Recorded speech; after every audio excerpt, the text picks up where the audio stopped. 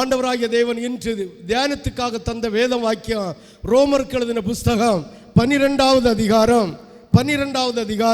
2வது வசனத்தை ஒரு விசை வாசிக்க கேட்போம்.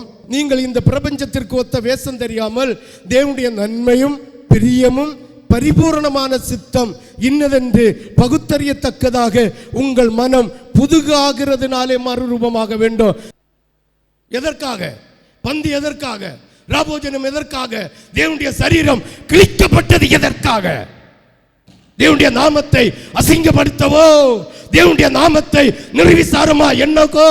உங்கள் மனம் அந்த வாழ்க்கையில வாழ்ந்துவிட்டு எப்படியாவது தேவனுடைய ராஜ்யத்தில் பிரவேசிக்கலாம் என்கிற நயவஞ்சகத்தோடு தேவனை ஆராதிக்க வந்தீர்களோ?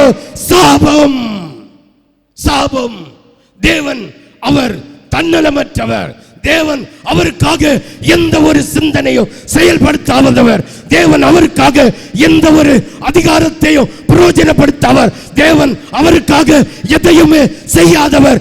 இந்த பிரபஞ்சத்தையே இந்த உலகத்தையே அவர் தன் கையினால் சிருஷ்டித்து உருவாக்கி அவர் படைத்து உன்னையும் என்னையும் உருவாக்கிய தெய்வம் ஒன்றும் தன்னலம் கருதாமல் இருந்தால் அவருடைய ராஜ்யத்துக்கு போவதற்காக, அவருடைய ராஜ்யத்தை சுதந்திரிப்பதற்காக, அவருடைய இரத்தத்தை பருக, அவருடைய சரீரத்தை பருக வந்த உன்னை நீ இந்த உலகத்துக்கு ஒத்த வேஷம் தரித்து உலகத்திலே சம்பாதிக்கிறதற்காகவோ, உலகத்திலே ஆசீர்வாதத்தை பெற்றுக் கொள்வதற்காகவோ ராபோஜன பந்தியில கை போட்ட என்றால் உன்னை போல பரிதபிக்க கூடிய ஒரு சந்ததியை இந்த உலகத்தில் பார்க்க முடியாது. தேவன் வல்லவர். தேவன் சர்வ சிருஷ்டிக்கு அதிபதி. அவர் வார்த்தையா இருந்த தேவன். அவர் வார்த்தையா, அவர் தேவனாய் தேவனோடு இருந்த தேவன் உனக்காக எனக்காக உன்னை போல என்னை போல வானத்திலிருந்து இறங்கி இந்த பூமியிலே அவதரித்து அடிச்சுவடை வச்சு தந்த அந்த தேவன் நீ என்ன அடிச்சுவடை பின்பற்றி இருக்கிறாய்? சாபம். தேவனுடைய அடிச்சுவடு அவர் ஞானஸ்தானம் எடுத்தது முதல் அவருடைய ராஜ்யத்தில் பிரவேசிக்கிறது வரை 3.5 வருஷம் தேவனுடைய சமூகத்திலே ஆண்டவர் அடிச்சுவடை வச்சுட்டு போன. நீ என்ன அடிச்சுவடை பின்பற்றி வார? நீ என்ன அடிச்சுவடை பின்பற்றி வார?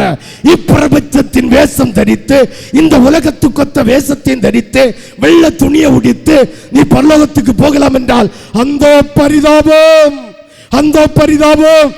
வாசியுங்கள் 12:2 வாசிங்க பாப்போம். நீங்கள் இந்த பிரபஞ்சத்துக்கு ஒத்த வேஷம் தெரியாமல் தேவனுடைய நன்மையும் தேவனுடைய பிரியமும் பரிபூர்ணமான சித்தம் இன்னதென்று பகுத்தறியத்தக்கதாக உங்கள் மனம் புதுசு ஆகிறதுனால மறுரூபமாக முடியும். அல்லாஹ்ட்ட ஒரு மண்ணாங்கட்டி ஆக முடியாது. ஆமென், ஆமென். ஒரு மண்ணாங்கட்டி ஆக முடியாது.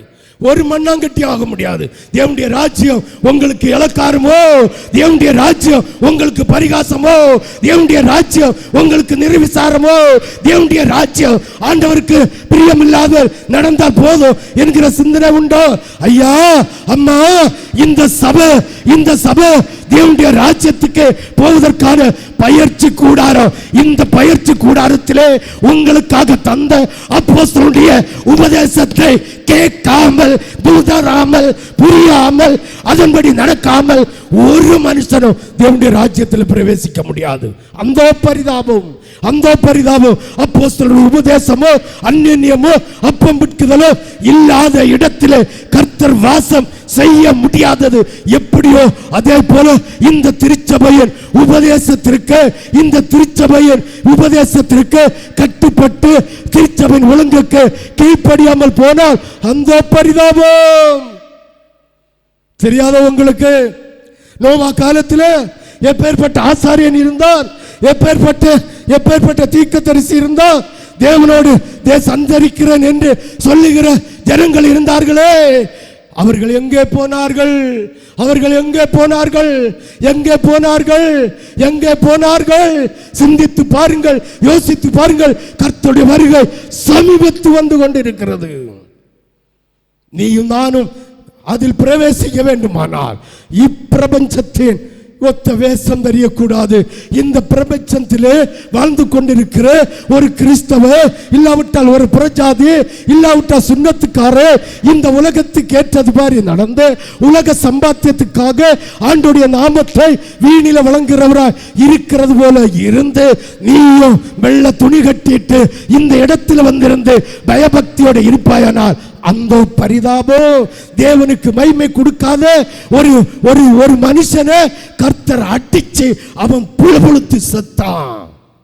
தேவனுக்கு கொடுக்க வேண்டிய மகிமையை கொடுக்காதது நிமித்தம் தேவ தூதன் அவனை அடிக்கிறான். அவன் புழுபுழுத்து சாகிறான். நீ எப்படி சாக போகிற? நீ எப்படி சாக போகிற? தேவனுடைய ராஜ்யம் உங்களுக்கு வீட்டு அடுக்கலையோ, தேவனுடைய ராஜ்யம் உங்க வீட்டத்து முத்தமோ, தேவனுடைய ராஜ்யம் உங்களுக்கு அருகாமையில் இருக்கிற அநாத மடமோ, தேவனுடைய ராஜ்யம் உங்க தொழில் ஸ்தலமோ?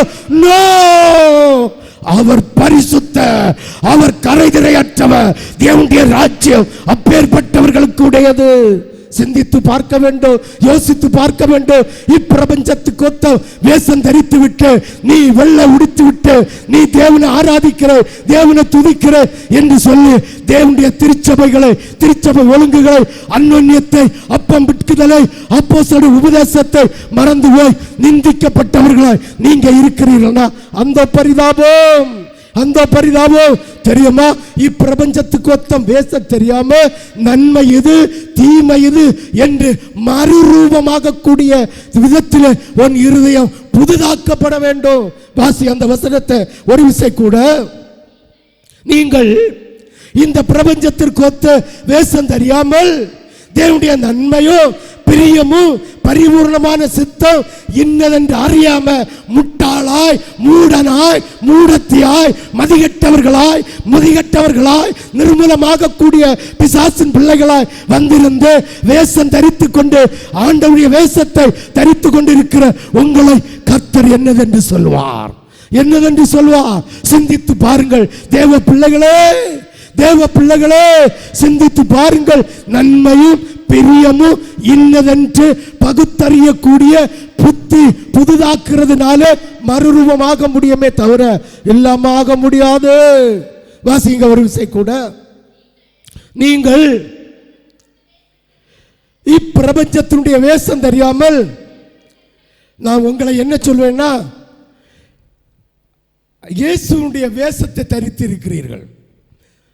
1 கொரிந்தியர் 11வது அதிகாரம் என்று நினைக்கிறேன், 14வது வசனம் ஞாபகம் சரியா இருந்தால் அதான் இருக்கும். வாசிக்க கேட்போம். 1 கொரிந்தியர் 11:14 அல்லது 2 கொரிந்தியர் 11:14. இது ஆச்சரியம் அல்லவே? சாத்தானும் இயேசுனுடைய தூதனுடைய வேஷத்தை, தேவனுடைய தூதனுடைய இயேசுடைய வேஷத்தை ஒயிட் அண்ட் ஒயிட் போட்டு பிதாவுடைய சாயலிலே அலங்காரம் இல்லாமல் வந்து இருப்பானே. வாசி, இது ஆச்சரியம் அல்லவே? சாத்தானும் ஒளியின் தூதனுடைய வேஷத்தை தரித்து வருவானே. அந்த தூதனுடைய அந்த சாத்தானுடைய தூதனுடைய வேஷம் உங்களுக்குள்ள இருக்கிறதோ? இப்பிரபஞ்சத்தின் வேஷத்தை தெரியாமல் இயேசுடைய வேஷத்தை தரித்து வந்துவிட்டு நன்மையும் தீமையும் இன்னதென்று பகுத்தறியக்கூடிய தன்மை இல்லாதவர்களாய், நன்மையும் தீமையும் இன்னதென்று புதிதாக்கக்கூடிய மனப்பக்குவம் இல்லாமல் மறுரூபமாக முடியுமோ? நோ, நோ, நோ, ஆக முடியாது. எக்காரணத்தை கொண்டும் ஆக முடியாது. ஆண்டவருடைய சமூக தப்பத்தை புசிப்பதற்காக, ஆண்டவருடைய சமூகத்து ரசத்தை புசிப்பதற்காக ஆயத்தப்படுகிற நீ எப்படி இருக்கிறாய்? உன் இதயம் எப்படி இருக்கிறது? உன் சிந்தனை எப்படி இருக்கிறது? உன்னுடைய அர்ப்பணிப்பு எப்படி இருக்கிறது? கர்த்தருக்கு கொடுக்க வேண்டிய மகிமையை கொடுக்கிறாயா? தேவனுடைய ஆலயத்திலே வைத்திருக்கிற அப்போஸ்தலர் உபதேசத்திற்கோ அந்யோன்யத்துக்கோ அப்பம் பிட்குதலுக்கோ நீ எப்படி இருக்கிற?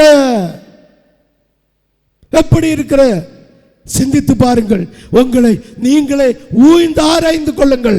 கர்த்தருடைய வருகையில நீ எப்படி எடுபட்டு போக முடியும்? கர்த்தருடைய வருகையில எப்படி தேவனுடைய ராஜ்யத்துக்கு நீ போக முடியும்? அந்த பரிதாபம், அந்த பரிதாபம். அப்பொழுது போவார்களா, ஆண்டவரே நான் உம்மை துதித்தேன், உம்முடைய ஆலயத்தை கட்டினேன், உம்முடைய கோபுரத்தை கட்டினேன், மணி வைத்தேன், இல்ல கடிகாரம் வைத்தேன், அதை வைத்தேன், இது உன்னை ஒரு காலம் அறியலன்னு சொல்லுவார். ஒரு காலம் அறியலன்னு சொல்லுவார். 9வது அதிகாரம் இல்ல 7வது அதிகாரம் 21வது வசனத்தை ஒரு விஷயம் வாசிக்க கேட்போம். என் சித்தத்தின்படி செய்கிறவனே அல்லாம ஒருவனும் போக முடியாது, ஒருவனும் போக முடியாது. என் தேவன் பரலோகத்தில் இருக்கிற பிதாவின் சித்தத்தின்படி அல்லாமல் செய்கிற ஒருவனும் வேணும்னா வானத்திலிருந்து பொத்து விழுந்த தேவ தூதனாயிருக்கட்டு, இல்லாவிட்டா பேர் கேட்ட தீர்க்கதரிசிகளாயிருக்கட்டு போக முடியாது, ஒருவனும் போக முடியாது. தேவனுடைய ராஜ்யம் என்பது உங்களுக்கு விளையாட்டோ, உங்களுக்கு நிர்விசாரமோ, உங்களுக்கு தமாசோ, உங்களுக்கு ஏளனமோ, நோ. அவர் நீ மறுரூபமாக கூடிய புதிய இதயம் உள்ளவர்களாய், நன்மை தீமையை அறியத்தக்கவர்களாய் இருந்து இப்பிரபஞ்சத்தின் வேஷத்தை வெறுத்து தள்ளாமல் நித்தியத்துக்குள்ளே சுதந்திரிக்க முடியாது. ஆமென் சொல்லு, ஆமென் சொல்லு. இந்த வசனத்தில் பல காரியங்களை பவுல் உணர்த்துகிறார். பல காரியங்களை பவுல் உணர்த்துகிறார். ஆமென்.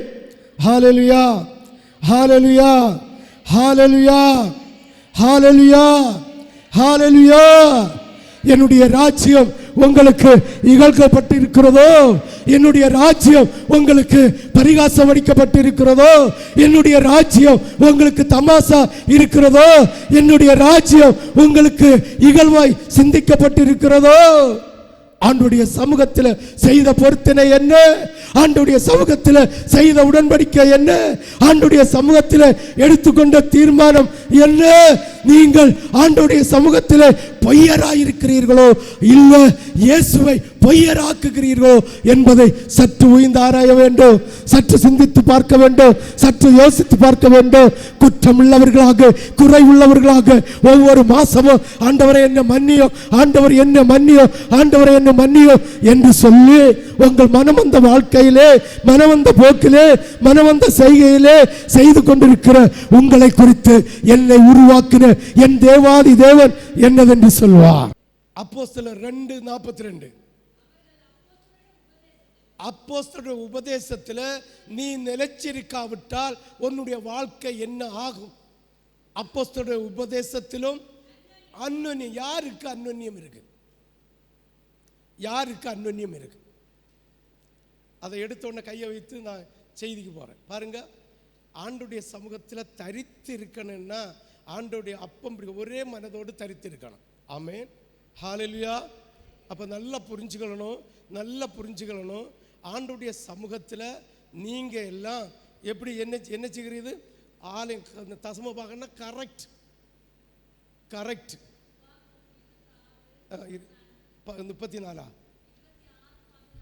26:14 நிலை. ஒரு நிமிஷம். உபாகமும் 26:14 எடுத்தீங்களா? காணிக்க ஒழுங்கா குடிக்கைகளுக்காக இந்த வசனம். காணிக்க ஒழுங்கா குடிக்கைகள் கொடுக்கிறவங்களுக்கு. நான்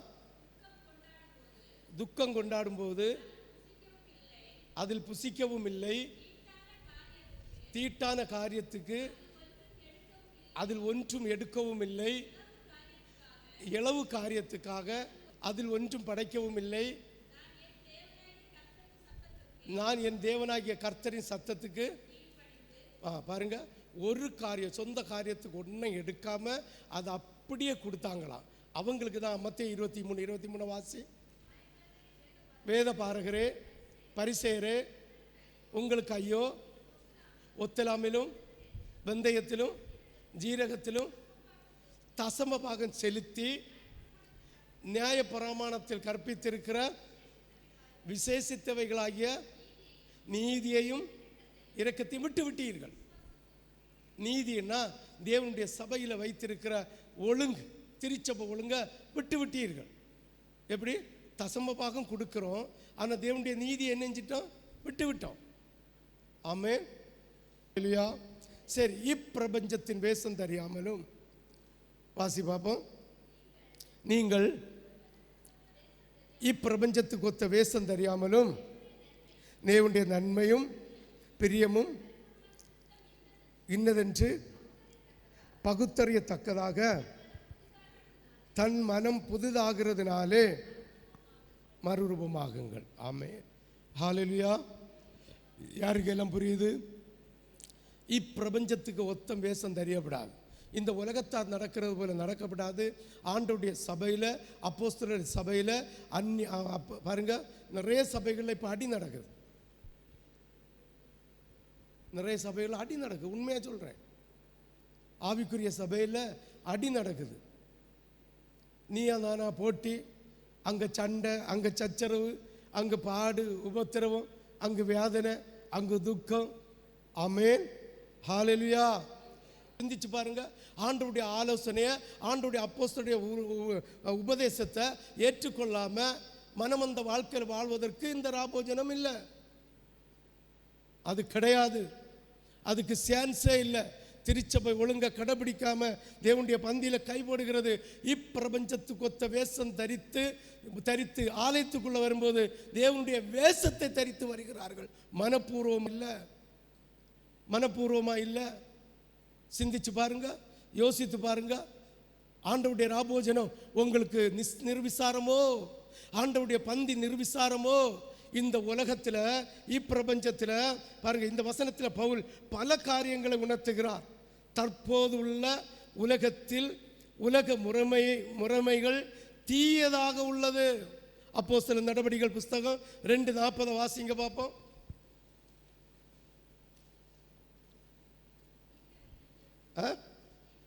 இன்னும் அநேக வார்த்தைகளினாலும் சாட்சி கூறி மாறுபாடுள்ள இந்த சந்ததியை விட்டு விலகு. மாறுபாடுள்ள இந்த சந்ததியை விட்டு விலகு. விலகாம ராபோஜன பந்தியில கை போடாத. வாசிங்க அப்போஸ்தலர் 2:40 வாசிங்க. இன்னும் அநேக வார்த்தைகளினாலும் சாட்சி கூறி மாறுபாடுள்ள இந்த சந்ததியை விட்டு நீ விலகு. முடிஞ்சதில்ல? அத விலகி உங்களை ரட்சித்துக் கொள்ளுங்கள். ரோமர் 8வது அதிகாரம் 28வது வசனம் என்று நினைக்கிறேன். அன்றியும் அவருடைய தீர்மானத்தின்படி அழைக்கப்பட்டவர்களாய் தேவனிடத்தில் அன்பு கூறுகிறவர்களுக்கு சகலுமே நன்மைக்கு ஏதுவாய் நடக்கிறது அறிந்திருக்கிறோம். 29 தம்முடைய குமாரன் அநேக சகோதரருக்குள்ளே முதற் பேரானவராய் இருக்கும் பொருட்டு எவர்களை முன் அறிவித்தாரோ அவர்களை ஆண்டவருடைய குமாரனுடைய சாயலுக்கு ஒப்பாக இருக்கும்படிதான், ஆண்டவருடைய குமாரனுடைய சாயலுக்கு ஒப்பாக இருக்கும்படிதான் கர்த்தர் இந்த திருச்சபையில உங்களை அழைத்து ஞானஸ்தானத்தை தந்து திருவிருந்தில கைபோட வைத்திருக்கிறாரே தவிர சாத்தானுடைய சாயலில, உலக மனுஷனுடைய சாயலில, இப்பிரபஞ்சத்தினுடைய சாயலில, உலகத்தில் ஆண்டவரை ஏற்றுக்கொள்ளாத ஜாதிகளா இருக்கிற ஜனங்களுடைய சாயலில இருப்பதற்காக அல்ல. அதற்கு ஒரு தேவனுடைய சாயல், தேவனுடைய வேஷம் தேவையில்லை, தேவையில்லை. அப்படி ஒரு வேஷம் தேவையில்லை. அப்படி வேஷம் போடுகிறவர்கள் தேவனுடைய ராஜ்யத்தில் பிரவேசிக்க முடியாது. தேவனுடைய ராஜ்யத்தில் பிரவேசிக்கிறவர்களாய் இருக்கிறவர்களுக்கு தான் தேவனுடைய சரீரம். அப்படி இல்லாத பட்சத்தில் அவருடைய சரீரத்தை தின்ன யூதாசுடைய சூழ்நிலை உனக்கும் எனக்கும் ஏன் வராது? ஏன் வராது? இந்த உலகத்திலே அநேக தீமையான காரியங்கள், உலக முறைமைகள் தீயதாக உள்ளது. மாறுபாடு உள்ள இந்த சந்ததியை சாத்தானின் ஆளுகைக்குள்ளே உள்ளது. மாறுபாடான இந்த சந்ததி சாத்தானுடைய ஆளுகைக்குள்ளே உள்ளது. 1 யோவான் 5வது அதிகாரம் 19வது வசனம். 1 யோவான் 5வது அதிகாரம் 19வது வசனம். நாம் தேவனால் உண்டாயிருக்கிறோம் என்றும் உலகம் முழுவதும் பொல்லாங்கனுக்குள் கிடக்கிறது. நல்லா சிந்திக்கணும். உலகத்தில் ஒரு பகுதி அல்ல, உலகத்தில் 2 பகுதி அல்ல, உலகத்தினுடைய 3 பகுதி அல்ல, உலகம் முழுவதும். வெளிப்படுத்தின விசேஷம் 17:4. அந்த ஸ்திரீ இரத்தாம்பரமும் சிவப்பான ஆடையும் தரித்து பொன்னினாலும் இரத்தினங்களினாலும் முத்துகளினாலும் சிங்காரிக்கப்பட்டு லோகங்களினால் விலை. இனி ஒன்று வருது, பிளாட்டினம் ஒன்று உண்டு. பைபிள் எழுதும்பா பிளாட்டினம் இல்லை போல இருக்கு. பைபிள் எழுதும்பா பிளாட்டினம் இல்லை போல இருக்கு. இந்த பிளாட்டினம் வருது. இனி நகைக்கு தங்கத்துக்கு இன்னொன்று ஒரு லோகம் வருது, தங்கத்துக்கு ஒத்த லோகம். ஆமே, அது என்ன செய்யல? பைபிள் எழுதல. இப்படிப்பட்ட அலங்காரத்தினால் அலங்கரித்து தன் வேசித்தனத்தின் பொற்பாத்திரத்தை பிடித்திருந்தால் இந்த ஸ்திரீ எங்க போவா? இந்த ஸ்திரீ எங்க போவா? அப்ப இப்பிரபஞ்சத்தினுடைய அலங்கரிக்கிற அலங்காரம் உங்களுக்குள்ள இருந்தா எங்க போவியா? எங்க போவியா? சிந்திச்சு பாருங்க.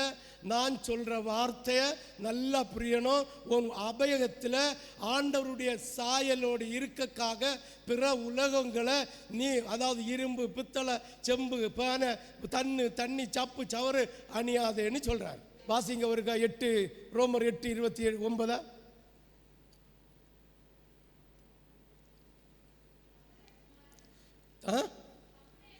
ஆண்டவராக இயேசு கிறிஸ்து அநேக சகோதரருக்குள்ள 29 தானே இருக்கும் பொருட்டு எவர்களை முன் அறிந்தாரோ அவர்களையும் குமாரனுடைய சாயலுக்கு ஒப்பாக இருப்பதற்கு அவருடைய சாயல இருக்குதான் முன் குறிச்சிருக்காரே தவிர இப்பிரபஞ்சத்தின் அதிபதியாகிய பிசாசுடைய சாயல இருக்கக்கு விழிக்கல. அப்ப இந்த மாறுபாடான சந்ததியை விட்டு விலகணும். இந்த சந்ததி சாத்தானின் ஆளுகைக்குள்ள உள்ளது. 1 யோவான் 5:19 ஒரு கவுட வாசிங்க. தேவனால் உண்டாயிருக்கிறோம் என்றும் உலகம் முழுவதும் பொல்லாங்கனுக்குள் கிடக்கிறது என்றும் அறிந்திருக்கிறோமே. ஹல்லேலூயா, ஹல்லேலூயா, ஹல்லேலூயா, ஹல்லேலூயா. எதுக்குள்ள கிடக்குது? பொல்லாங்கனுக்குள் கிடக்கிறது என்று உலக இப்பிரபஞ்சத்தின் அதிபதிக்கு ஆளுகைக்குள்ள இருக்கிறது. சற்று சிந்திக்கணும்.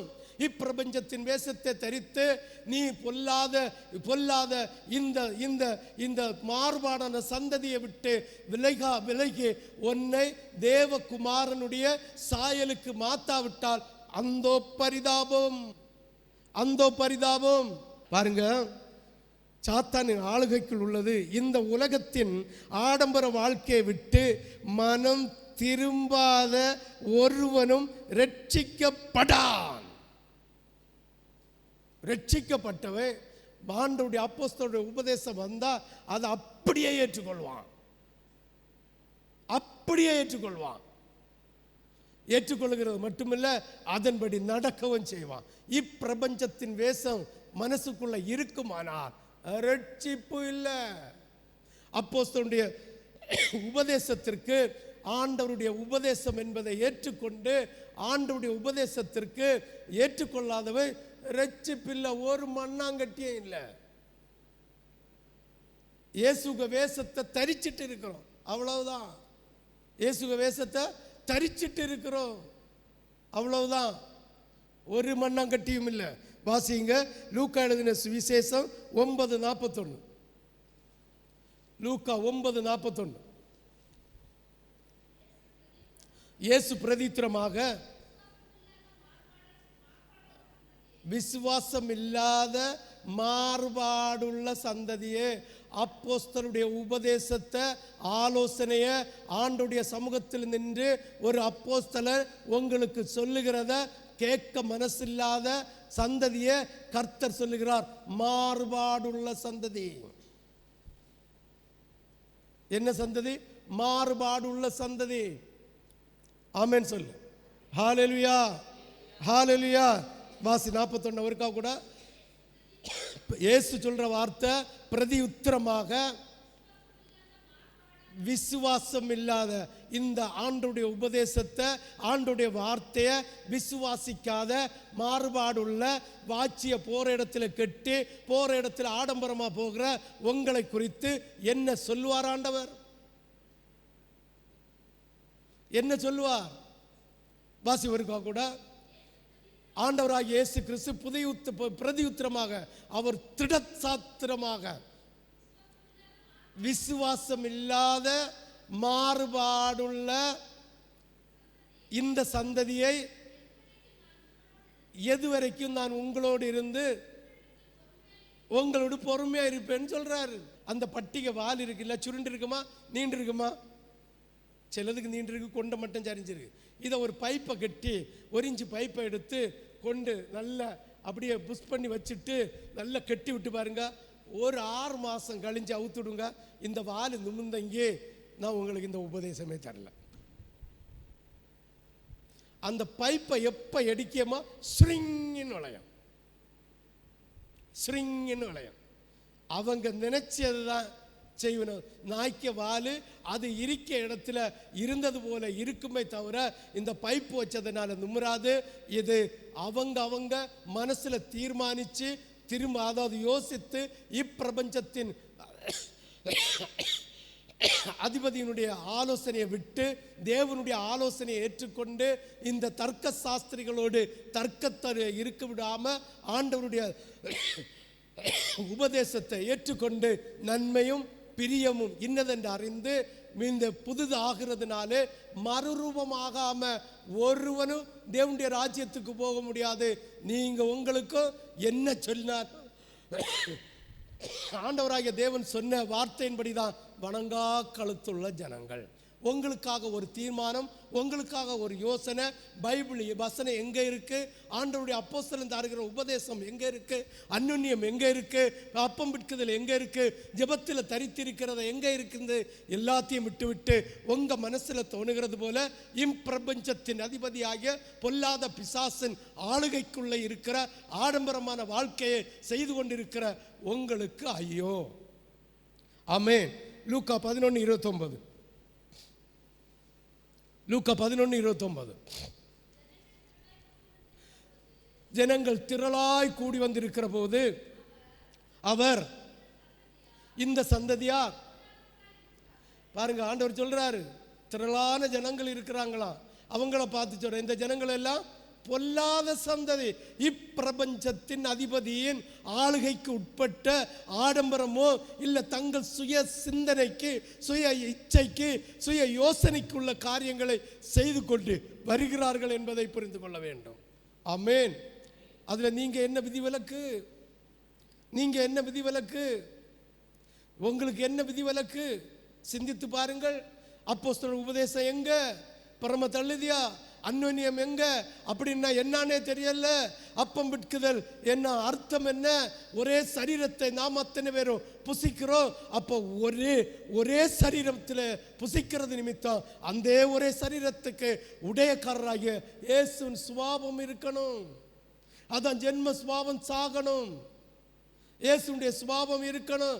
இயேசுடைய சுபாவம் இல்லாம அவன் சொந்த வழியில நடந்து இப்பிரபஞ்சத்துக்கு ஒத்த வேஷம் தரித்து ஆலயத்து வரும்போது தேவனுடைய வேஷத்தையும் தரிக்கிறேன்னா டபுள் வேஷம் உங்களுக்கு ஐயோ என்று ஆண்டவராகிய தேவன் சொல்லுகிறார். ஆமென். 11:29 ஒரு வாசி. கூடி வந்திருக்கையில் அவர் இந்த சந்ததியார், பொல்லாத சந்ததியார், இவர்கள் அடையாளத்தை தேடுகிறார்கள். வாசிங்க. கூடி வந்திருக்கிற போது அவர் இந்த சந்ததியார் பொல்லாதவர்களாக இருக்கிறார்கள், அடையாளத்தை தேடுகிறார்கள். ஆனாலும் அடையாளத்தை தவிர வேற ஒரு அடையாளமும் இல்லை. ஹல்லேலூயா, ஹல்லேலூயா. லூக்கா எழுதின சுவிசேஷம் 17வது அதிகாரம் 25 வாசி. 25 லூக்கா 17:25. அதற்கு முன்பு அநேகம் பாடுபட்டு இந்த சந்ததியினால் ஆகாதவன் என்று தள்ளப்பட்ட சூழ்நிலையில் இயேசு இருந்தாராம். யாதுனால? உங்களை போலத்தவங்க தான், உங்களை போலத்தவன் தான், உங்களை போலத்தவங்க. அந்த புதிய ஏற்பாட்டு காலத்தில் தான் வாசிவருக்கா கூட.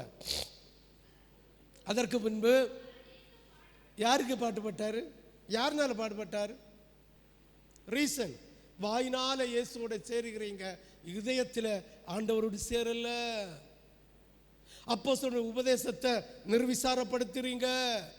அப்போஸ்தலனுடைய உபதேசத்தை நிர்விசாரப்படுத்தி அந்யோன்யம் இல்லாம, அப்பம் விற்கிறதனுடைய அர்த்தம் தெரியாம, தரித்திருக்கிறனுடைய அர்த்தம் தெரியாம, மனமந்த வாழ்க்கையில வாழ்ந்து இப்பிரபஞ்சத்தின் அதிபதியாகிய பொல்லாத பிசாசினுடைய இந்த சூழ்நிலையில் அகப்பட்டு இந்த தர்க்க சாஸ்திரிகளை போல வாழ்ந்து கொண்டிருக்கிற உங்களுக்கு ஐயோ அல்லவோ. யோசித்து பாருங்கள், சிந்தித்து பாருங்கள். நீங்கள் செய்கிறது சரியா? நீங்கள் ஆண்டவருடைய உபதேசத்தை தள்ளுகிறது சரியா? ஆண்டவருடைய ஆலோசனையை புறந்தள்ளுகிறது சரியா? 25 14 25 வரைக்கும் வாசி. அதற்கு பின்பு அநேக பாடுபட்டு இந்த சந்ததியினார் உங்களை என்ன மோசே, எரேமியா, மோசே விடுங்களா, எரேமியா தீர்க்கதரிசி, ஆண்டவர் நான் சின்ன பிள்ளாப்பா, எனக்கு பேச தெரியாதப்பா, என்ன போக சொல்லாதுங்க அப்பான்னு அழுது புலம்புனா. ஏன் உங்களை போகல தவியா? சொல்லுங்களா. எரேமியா தீர்க்கதரிசி சொன்னா தெரியுமா? நான் சிறு பிள்ளை.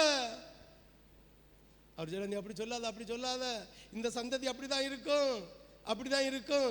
நாய்க்க வாழை நுமுக்க முடியும்னா இதோளுக்கு வாழையை நுமுக்கலாம்.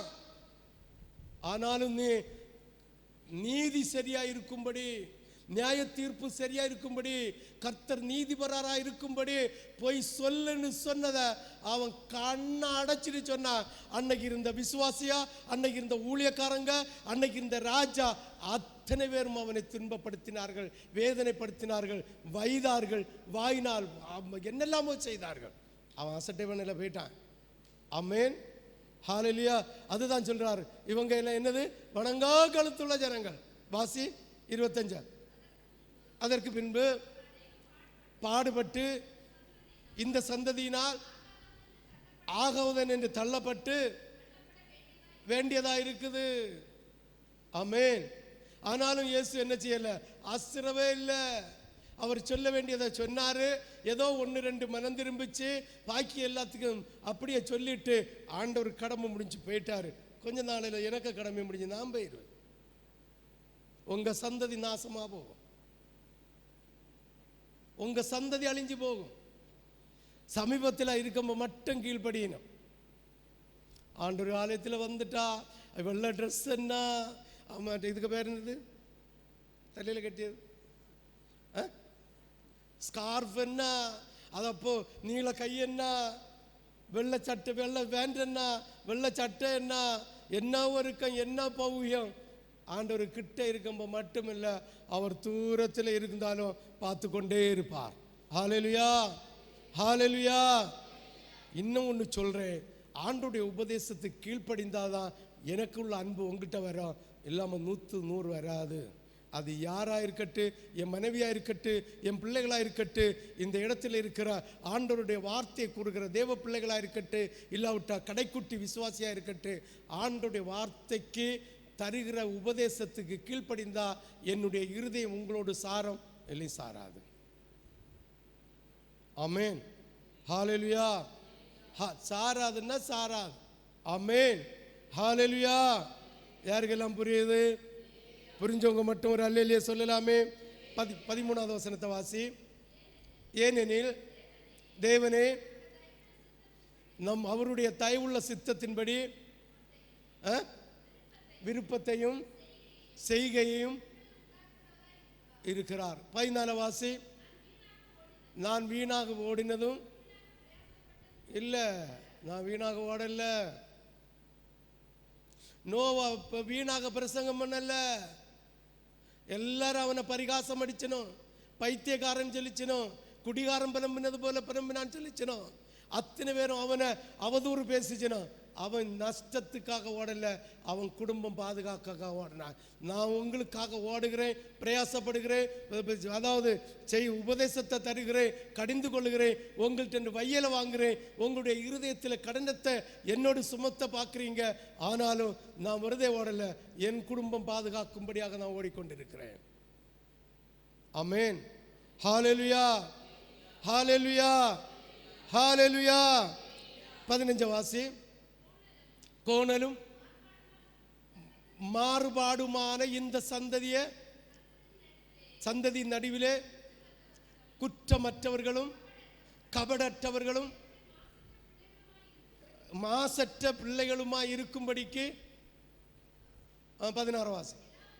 எல்லாவற்றையும் முறுமுறுப்பில்லாமலும் தர்க்கிப்பில்லாமலும் செய்யுங்கள். இதை நல்லா புரிஞ்சுக்கணும். தர்க்கிப்பில்லாமலும் ஏற்றுக்கொள்ள வேண்டாம். ஒரு கவுட 15-16 வாசி. கோணலும் மாறுபாடான இந்த சந்ததியின் நடுவில் பாருங்க எப்படிப்பட்டது இருக்கு. இந்த பிரபஞ்சம் எப்படி இருக்குதா? கோணலும் மாறுபாடான சந்ததி. கோணலும் மாறுபாடான ஒரு ஒழுங்கு, ஒரு கிரயம், தேவனுடைய ராஜ்யத்துக்கு போவதற்கான கிறிஸ்தவ ஜனங்களும் கிறிஸ்தவுக்குள் வாழ்கிற ஜனங்களும் இல்லாததுனால கோணலும் மாணலுமான இந்த பிரபஞ்சத்தின் மத்தியில் நீங்க எப்படி வாழணுமா? குற்றமற்றவர்களும் கபடற்றவர்களும் தேவனுடைய மாசற்ற பிள்ளைகளுமா இருக்கணும். மாசற்ற பிள்ளைகளுமா இருக்க வேண்டிதான் இந்த சபையை கர்த்தர் தந்திருக்கிறார். இந்த அப்போஸ்தலருடைய உபதேசத்தை தந்திருக்கிறார். இந்த அன்னுன்யத்தை தந்திருக்கிறார். இந்த அப்பம் விட்டுகிறத தந்திருக்கிறார். தரித்திருந்து ஜெபம் பண்ணுகிற பாக்கியத்தை தருகிறார். ஆமென். ஹல்லேலூயா. இந்த உலகத்தில் ஒன்றை நீங்க சிந்திங்கன்னா நாசம்.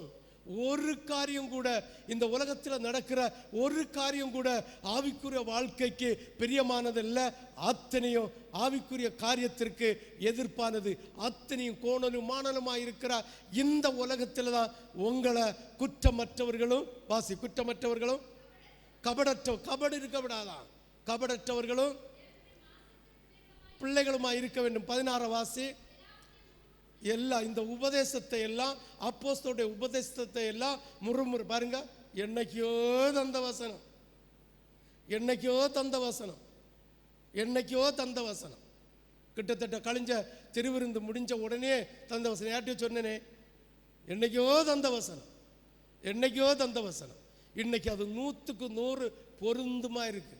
அன்னுன்யம் யார்கிட்ட இருக்கு? 16 வசனத்தை ஒரு கோட வாசி. முறுமுறுப்பில்லாமலும் தர்க்கிப்பில்ல. சபையில் தர்க்கி இருக்கிறது ஒரு அசிங்கமான காரியம். ஆமென். ஹல்லேலூயா. சுய நீதியை கொண்டு தர்க்கிக்கப்படாது. ஆமென். ஒரு மூல உபதேசத்தை அப்போஸ்தலர் தாரான்னா அதில் 1008 அர்த்தம் இருக்கும். நல்லா புரிஞ்சுலுங்க. கர்த்தருடைய அப்போஸ்தலன் தருகிற உபதேசம் வேதத்தில் இல்லாததை ஏற்றுக்கொள்ளாத. இன்னைக்கு அதுதான் சொல்றேன். வேதத்தில் இல்லாத ஒரு உபதேசம் தந்தானா ஏற்றுக்கொள்ளாத. ஆனாலும் பரத்திலிருந்து ஈவாக வருகிற வார்த்தையை ஏற்றுக்கொண்டால் உங்கள் நாசிக்கு ஆரோக்கியமாக இருக்கும். ஆமென். ஹல்லேலூயா, ஹல்லேலூயா, ஹல்லேலூயா, ஹல்லேலூயா. ஆண்டவருடைய வார்த்தையை வாசிய கடைசி வசனத்தை வாசி. முறுமுறுப்பில்லாமலும் தர்க்கிப்பில்லாமலும் செய்யுங்கள்.